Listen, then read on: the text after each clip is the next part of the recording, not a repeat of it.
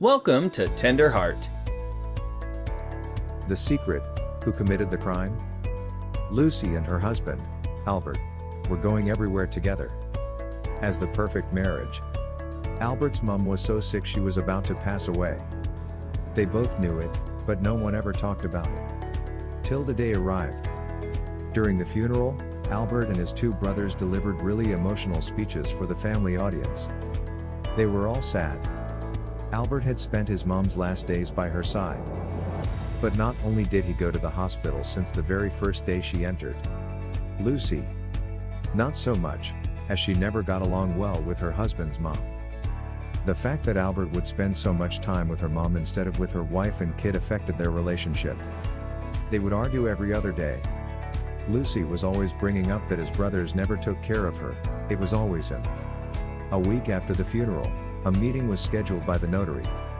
He invoked all the three brothers, and they all showed up. It was about the inheritance of their mom. Apparently, a sum of money none of them knew she had was the topic of the meeting. Albert's mom declared to the notary, with the help of a handwritten letter, that she was willing to give her personal belonging to the sons, depending on how much affection they had with those objects. As per the money, she decided to give ridiculous small amounts to Albert's brothers, and the large amount only to Albert. He couldn't believe it, but he could only accept it, as his economic situation had not been the best during the past couple of years. His brothers understood, even though there were hard feelings involved.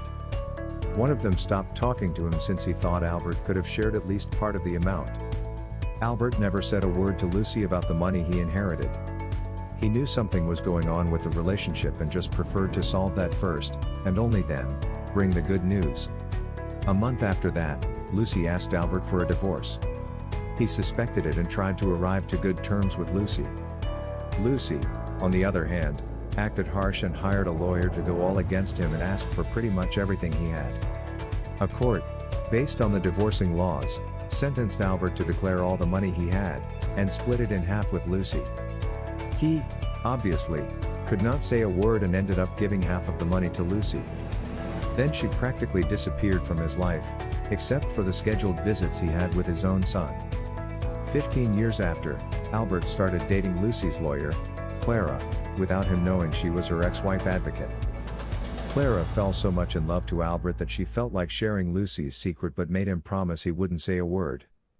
Sadly for Clara, Albert couldn't contain his anger and forced time and space to casually meeting Lucy at a restaurant.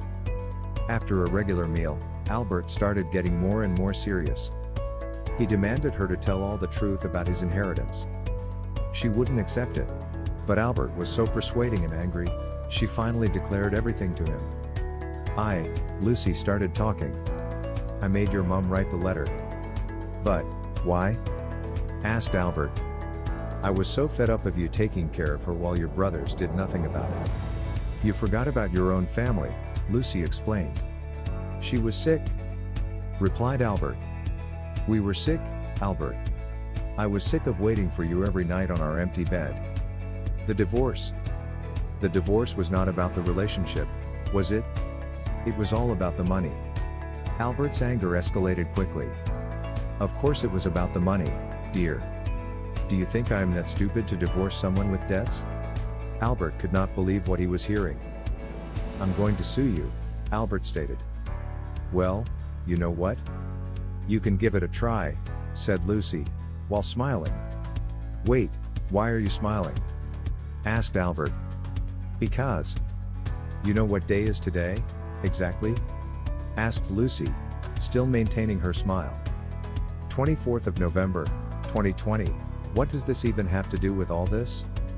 Albert couldn't understand what was going on. Well, just today, it's the 15th anniversary since the crime. Prescribed. Albert got an instant shock.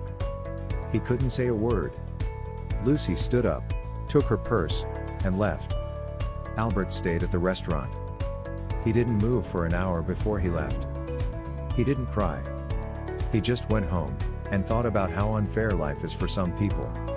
Lucy, on the other hand, felt happy while remembering how she copied Albert's mom's handwriting and signature just before she entered the coma.